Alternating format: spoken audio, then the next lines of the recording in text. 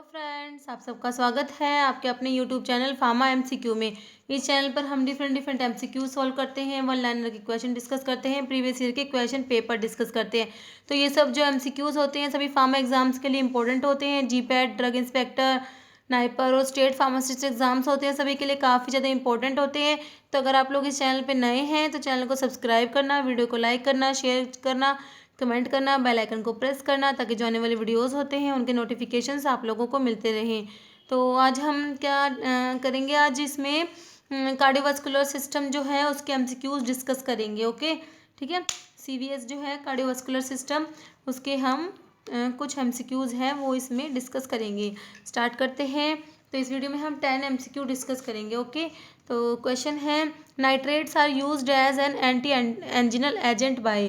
ठीक है, जो नाइट्रेट्स होते हैं जैसे ग्लिसराइल ट्राई नाइट्रेट है, ठीक है। तो ये कह रहे हैं कि इनको ये एंटी एंजिनल होते हैं, एंजिना में इनको यूज़ करते हैं। तो मतलब किस तरीके से काम करते हैं ये। तो ऑप्शन है, increasing the synthesis of cyclic KMP, increasing the synthesis of cyclic GMP, phosphorylation of the myosin light chain kinase, all of the above. ठीक है, तो इसका आंसर क्या होगा, इसका आंसर होगा increase the synthesis of cyclic GMP. ठीक है, ऑप्शन बी राइट हो जाएगा। अभी हम देख लेते हैं इसका ये कैसे जो नाइट्रेट्स होते हैं कैसे काम करते हैं। देखिए, जो ऑर्गेनिक नाइट्रेट्स होते हैं तो उनका क्या होता है, रैपिडली डीनाइट्रेट होते हैं। स्मूथ मसल सेल्स में क्या होता है, ये डीनाइट्रेट होते हैं। डीनाइट्रेट होने के बाद क्या होता है, जो एनओ रिलीज होता है। ठीक है, release reactive free radical nitric oxide NO. ठीक है, एनओ रिलीज होता है। फिर उसके बाद जो एनओ क्या करता है, ये नाइट्रिक ऑक्साइड एक्टिवेट करता है किसको, ग्वानाइल साइक्लेज को एक्टिवेट करता है। ठीक है, ये एक्टिवेट हो जाएगा तो उससे क्या होगा, साइक्लिक जीएमपी जो है उसकी सिंथेसिस बढ़ जाएगी, ज़्यादा हो जाएगा, इंक्रीज्ड साइक्लिक जीएमपी। ठीक है, फिर साइक्लिक जीएमपी क्या करता है, dephosphorylation of myosin light chain kinase जो एमएलसीके होता है उसका डीफॉस्फोरिलेशन करा देता है।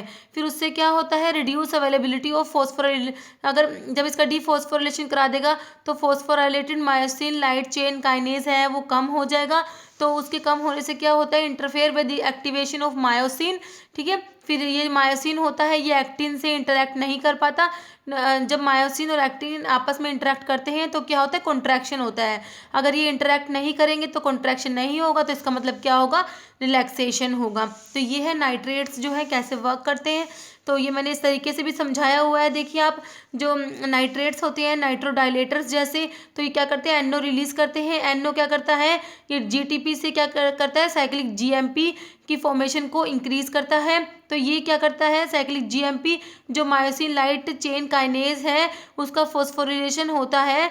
ठीक है, तो ये उसको प्रिवेंट करता है, देखो इनिबिट करता है इसको। तो इसकी वजह से क्या होता है, जो ये है जो phosphorylated myosin light chain kinase जो होता है, ये एक्टिन से, क्योंकि इसका ये बन नहीं पा रहा तो ये एक्टिन से इंटरेक्ट नहीं कर पाएगा, तो उसकी वजह से कॉन्ट्रैक्शन नहीं हो पाता। ठीक है, अगर ये फॉस्फोरिलेशन होता है इसका, मायोसिन लाइट चेन काइनेज का फॉस्फोरिलेशन होता है तो उससे क्या होता है कि मायोसिन जो होता है एक्टिन से ये इंटरेक्ट होता है और फिर उससे क्या होता है, कॉन्ट्रैक्शन होता है। लेकिन जीएमपी जो होता है वो इसको इनहिबिट कर देता है, तो उससे क्या होता है, रिलैक्सेशन होता है। ओके, तो ये नाइट्रेट्स का है सारा, कैसे क्या वर्क करते हैं। तो हमारे ऑप्शंस में देखिए अब, ठीक है, इनमें इसमें था phosphorylation of myosin light chain kinase, तो ये क्या कराता है, डीफॉस्फोरिलेशन कराते हैं। और जो नाइट्रेट्स है क्या कराएंगे, डीफॉस्फोरिलेशन कराएंगे, नॉट फॉस्फोरिलेशन। तो हमारा ऑप्शन बी राइट हो जाएगा। अब नेक्स्ट क्वेश्चन में क्या है, in the treatment of angina which of the following can be applied to the skin for absorption. तो ऑप्शन है amyl nitrate, glyceryl trinitrate, isosorbide dinitrate और पेंटा एरिथ्रिटोल टेट्रानाइट्रेट। ठीक है, तो इसमें स्किन पे अप्लाई करते हैं अब्जॉर्प्शन, मतलब जो ट्रांसडर्मल जैसे, तो इसमें आ जाएगा ग्लिसराइल ट्राइनाइट्रेट आ जाएगा। ठीक है, तो इसका ऑप्शन बी राइट हो जाएगा, ग्लिसराइल ट्राइनाइट्रेट। नेक्स्ट क्वेश्चन है,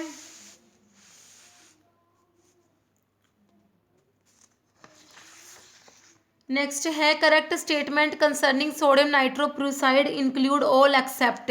मतलब जो सोडियम नाइट्रोप्रूसाइड है उसके बारे में ये 4 स्टेटमेंट है, उसमें से 3 सही है, एक गलत है, हमें बताना कौन सा गलत है। ओके, तो ऑप्शन है, cause bradycardia, dilate both arterioles and ventricles, cause thiocyanate poisoning with excessive dose, used in acute aortic dissection. तो इसमें कौन सा सही बात है वो हमें जो गलत है वो बताना है। ओके, तो इसके ये 4 ऑप्शंस हैं। तो ये देखो ऑर्गेनिक नाइट्रेट्स, तो इसका आंसर क्या होगा देख लेते हैं पहले। इसका आंसर होगा ब्रैडिकार्डिया कोज करता है, ये ऑप्शन ए राइट होगा। क्योंकि जो नाइट्रेट्स, ये जो सोडियम नाइट्रोक्लोराइड है क्या करता है, लिटिल रिफ्लेक्स टैकीकार्डिया कोज करता है, नॉट ब्रैडिकार्डिया। तो इसका ऑप्शन ए राइट हो जाएगा। जो सोडियम नाइट्रोक्लोराइड क्या होता है, ये रैपिडली एक्टिंग वैसोडाइलेटर होता है। ठीक है, क्या होता है, रैपिडली एक्टिंग वैसोडाइलेटर होता है ये। और जो सोडियम नाइट्रोक्लोराइड होता है इसका ब्रीफ ड्यूरेशन ऑफ एक्शन होता है। ठीक है, 2 to 5 मिनट होता है इसका ड्यूरेशन ऑफ एक्शन। ठीक है, रैपिडली एक्टिंग वैसोडाइलेटर होता है। और ये जो सोडियम नाइट्रोक्लोराइड होता है इसमें लिखा है ना, देखो एक तो ये dilate both arterioles and ventricles, बिल्कुल सही बात है।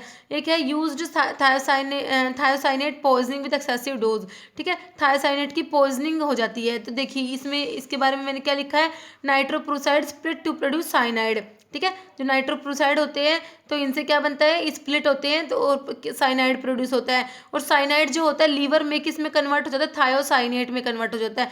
और जो थायोसाइनेट जो होता है ये क्या होता है, इसका एक्सक्रीशन बहुत स्लोली होता है, स्लोली एक्सक्रीट होता है थायोसाइनेट। ठीक है, अगर क्या होगा, लार्जर डोज इन्फ्यूज्ड करेंगे इसकी सोडियम नाइट्रोक्लोराइड की, अगर लार्जर डोज देते हैं, इन्फ्यूज़ करते हैं, तो उससे क्या होता है, एक्सेसिव थायोसाइनेट एक्यूमुलेट हो जाते हैं। क्योंकि इनका एक्सक्रीशन धीरे धीरे होता है। और लार्जर डोज एडमिनिस्टर करेंगे, देते रहेंगे, इन्फ्यूज़ करेंगे लार्जर डोज, तो उससे क्या होगा, जो एक्सेसिव थायोसाइनेट है वो एक्यूमुलेट हो जाएंगे। और क्या प्रोड्यूस करेंगे, टॉक्सिसिटी प्रोड्यूस करेंगे, इंक्लूडिंग साइकोसिस। ठीक है, साइकोसिस वगैरह टॉक्सिसिटी प्रोड्यूस करते हैं ये थायोसाइनेट। तो ये बात बिल्कुल सही लिखी हुई है, cause thiocyanate poisoning with excessive dose. Okay, और इसमें यूज़ करते हैं, यूज एक्यूट ऑर्टिक डाइसेक्शन में भी इसको यूज़ करते हैं। तो इसका हमारा ए ऑप्शन राइट हो जाएगा, कोज ब्रैडिकार्डिया। ओके, नेक्स्ट है 4 नंबर क्वेश्चन है, which of the following mechanism is responsible for vascular smooth muscle contraction.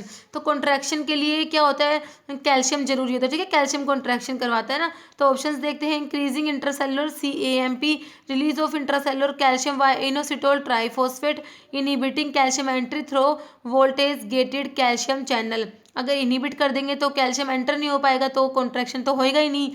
तो ये तो ऑप्शन बिल्कुल ही गलत हो गया, ऑल ऑफ द अबव। ठीक है, तो इसका आंसर हो जाएगा रिलीज ऑफ इंट्रासेलुलर कैल्शियम। ठीक है, कैल्शियम रिलीज होगा तभी तो कॉन्ट्रैक्शन होगा। तो इसका ऑप्शन बी राइट हो जाएगा, release of intracellular calcium by inositol triphosphate. Next है, indicate which one of the following drug may interfere with the uptake of iodine 123 in the thyroid gland।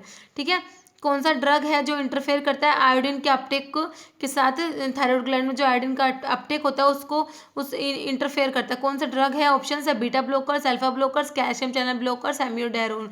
ठीक है, तो ये इसमें से होगा एम्योडेरोन होता है। ठीक है, जो एम्योडेरोन होता है क्लास 3 एंटी एरिथमिक्स ड्रग्स आती है उसमें आता है एम्योडेरोन। ठीक है, तो एम्योडेरोन क्या करता है, एक तो ये करता है अपटेक ऑफ आयोडीन, इसके आयोडीन के अपटेक को के साथ इंटरफेयर करता है। और एम्योडेरोन एक और चीज़ करता है, क्या, inhibit peripheral conversion of T4 से T3 का जो पेरिफेरल कन्वर्जन होता है उसको भी इनहिबिट करता है। इसकी वजह से क्या होता है, हाइपोथायरॉयडिज्म होता है, गोइटर हो जाता है एम्योडेरोन से। ठीक है, क्या हो जाता है, हाइपोथायरॉयडिज्म और गोइटर हो जाता है।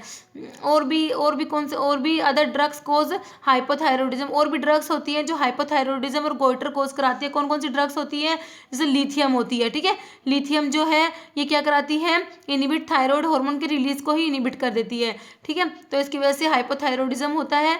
एम्योडेरोन आती है, अभी एम्योडेरोन का हमने देख लिया। और सल्फोनामाइड्स है, पैरामिनो सैलिसिलिक एसिड होता है, फिनोबार्बिटोन, फेनेटोइन, कार्बामाजिपिन, रिफाम्पिन, ये सब ड्रग्स क्या कराती हैं, हाइपोथायरॉयडिज्म कराती है और गोइटर कराती हैं। ठीक है, इसमें जो बीटा ब्लॉकर्स होते हैं ये क्लास 2 एंटी एरिथमिक ड्रग्स जो होती है उसमें बीटा ब्लॉकर्स आते हैं। और क्लास 4 एंटी एरिथमिक ड्रग्स होती है उसमें कैल्शियम चैनल ब्लॉकर्स आते हैं। और क्लास 3 में एम्योडेरोन है, ब्रिटाइलियम है, डोफिटिलाइड है, आइब्यूटिलाइड है, ये सब ड्रग होती है। क्लास 3 जो एंटी एरिथमिक्स आती है ना उसमें आती है ये ड्रग्स।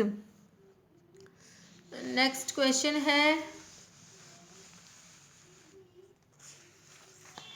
क्वेश्चन नंबर 6 है, which of the following anti hyperlipidemic drug inhibit synthesis of cholesterol by blocking HMG CoA reductase. तो ऑप्शंस है clofibrate, pravastatins, probucol, nicotinic acid. ठीक है, तो इसमें पूछा है कौन सी एंटी हाइपरलिपिडेमिक ड्रग है जो इनहिबिट करती है synthesis of cholesterol blocking HMG CoA reductase, ठीक है, उसको ब्लॉक कर देते हैं, मतलब HMG कोए रिडक्टेज इनिबिटर्स कौन से होते हैं, स्टैटिन्स होते हैं, ठीक है। तो इसमें कौन सा हो जाएगा, प्रेवास्टैटिन्स, ठीक है। स्टैटिन्स जो होते हैं HMG कोए रिडक्टेज को इनिबिट करते हैं। तो स्टैटिन्स कौन कौन से होते हैं इसमें, लोवास्टैटिन, सिम्वास्टैटिन, प्रेवास्टैटिन, एटोरवास्टैटिन, रोसुवास्टैटिन, ये सब स्टैटिन्स होते हैं, ठीक है। कौन कौन से, लोवास्टैटिन, सिम्वास्टैटिन, प्रेवास्टैटिन, एटोरवास्टैटिन, रोसुवास्टैटिन, ठीक है।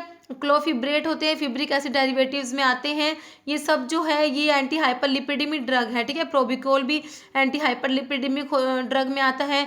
निकोटिनिक एसिड भी होता है एंटी हाइपरलिपिडेमिक, ठीक है। और क्लोफिब्रेट ये फिब्रिक एसिड डेरिवेटिव्स जो होते हैं उनमें आता है क्लोफिब्रेट, फिनोफिब्रेट, जैमफिब्रोजिल, ये सब ड्रग्स आती हैं।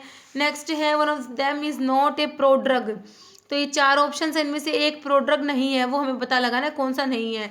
बेंजीप्रिल, कैप्टोप्रिल, क्विनाप्रिल, रैमिप्रिल, कौन सा है जो प्रोड्रग नहीं है। बाकी के तीन है वो प्रोड्रग है, इसमें से एक है जो प्रोड्रग नहीं है, हमें बताना है कौन सा है प्रोड्रग नहीं है। तो इसमें देखिए कैप्टोप्रिल आएगा इसका आंसर, ठीक है।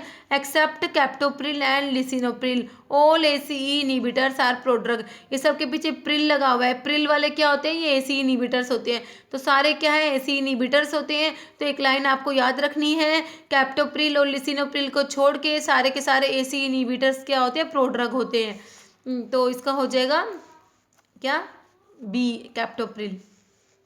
नेक्स्ट है all of following are anti platelet agent except. Option है acetyl salicylic acid, acetaminophen, ticlopidine, dipyridamole, ठीक है। इसमें पूछा है सारे के सारे क्या है, एंटी प्लेटलेट है, एक को छोड़ के। तो हमें बताना है कौन सा है वो एक ऑप्शन, कौन सा जो एंटी प्लेटलेट नहीं है, ठीक है। तो एस्टाइल सैलिसिलिक एसिड का मतलब क्या होता है, एस्प्रिन को बोलते हैं ना, एस्टाइल सैलिसिलिक एसिड, ठीक है। सैलिसिलिक एसिड जो होता है उसमें OH ग्रुप का क्या होता है, एसिटाइलेशन होता है। मैंने पहले जो मेडकेम के जो वीडियोस बनाए हैं उसमें आपको एक क्वेश्चन बताया था ना कि एस्टाइल सैलिसिलिक एसिड जो होता है उसमें जो OH ग्रुप होता है उसका एसिटाइलेशन होता है, तो एस्प्रिन बनता है, ठीक है। जो सैलिसिलिक एसिड होता है उसमें एक तो COOH होता है, कार्बोक्सिलिक ग्रुप होता है, एक होता है OH ग्रुप। तो OH ग्रुप का क्या होता है, एसिटाइलेशन होता है, ठीक है। तो उससे क्या बनता है, एस्प्रिन। एस्प्रिन को क्या बोलते हैं, एस्टाइल सैलिसिलिक एसिड बोलते हैं। तो एस्प्रिन तो एंटीप्लेटलेट होती है, सभी को पता है, लो डोज में ही एंटीप्लेटलेट एक्शन शो करती है। 75 to 150 तक mg तक इसकी डोज होती है, उसमें ही क्या करती है, एंटीप्लेटलेट एक्शन शो करती है एस्प्रिन, ठीक है।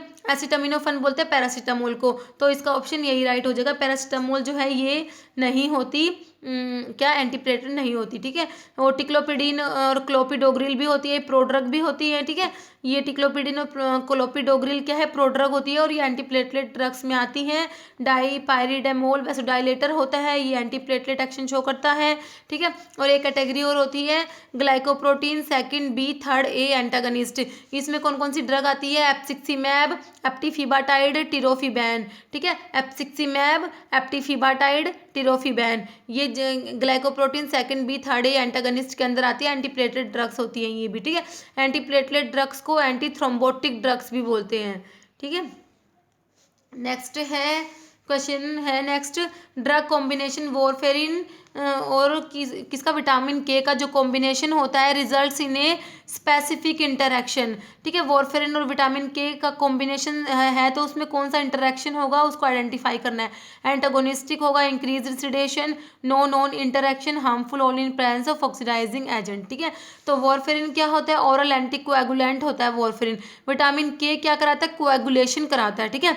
ये एंटीकोएगुलेंट है, ये क्या करा रहा है, कोएगुलेशन करा रहा है। तो दोनों एक दूसरे के एंटागोनिस्ट वो नहीं हो गई, मतलब विटामिन K क्या होता है, इसका वो होता है, एंटागोनिस्ट होता है, ठीक है। देखो वॉरफेरिन क्या है, competitive antagonist of vitamin K, ठीक है। विटामिन K का कॉम्पिटिटिव एंटागोनिस्ट होता है, तो इसमें क्या हो जाएगा, एंटागोनिज्म हो जाएगा। इसका ऑप्शन ए राइट हो जाएगा, एंटागोनिस्टिक होते हैं ये, ठीक है। वॉरफेरिन और विटामिन K क्या है, एंटागोनिस्टिक इंटरेक्शन हो जाएगा इनका। नेक्स्ट क्वेश्चन है following is the example of class 1B anti arrhythmic drug. तो class 1B anti arrhythmic drugs में कौन सा आता है, lidocaine, flecainide, amiodarone, procainamide, ठीक है। क्लास 1B में आता है लिडोकेन आता है, ये ऑप्शन ए राइट हो जाएगा, लिडोकेन। ठीक है, क्लास 1B में एक तो लिडोकेन आता है, एक मैक्सिलिटीन आता है। ठीक है, सोडियम चैनल ब्लॉकर्स होते हैं वो क्लास 1B, जो क्लास 1 जो एंटी एरिथमिक ड्रग्स होती है उसमें कौन से आते हैं, सोडियम चैनल ब्लॉकर्स आते हैं। ठीक है, तो क्लास 1A होती है, 1B 1C होती है। 1A में तो ये ड्रग्स आती हैं, कौन कौन सी है, क्विनिडीन, प्रोकेनामाइड, डाईआइसोपायरामाइड और मोरिसिजीन। क्लास 1B में आती है लिडोकेन और मैक्सिलिटीन। क्लास 1C में आती है फ्लिकेनाइड और प्रोपाफिनोन। और ये एम्योडेरोन तो आपको पता है क्लास 3 में आती है। ठीक है, क्लास 3 में एम्योडेरोन आती है, ब्रिटाइलियम, डोफिटिलाइड और आइब्यूटिलाइड। और क्लास 4 में कैल्शियम चैनल ब्लॉकर्स आते हैं। क्लास 2 में कौन से आते हैं, बीटा ब्लॉकर्स आते हैं। तो ये सब आपको याद रखना है। तो इस वीडियो में इतना ही। अगर आप लोगों को वीडियो अच्छी लगी है तो इसे लाइक करना, शेयर करना। Okay, thank you.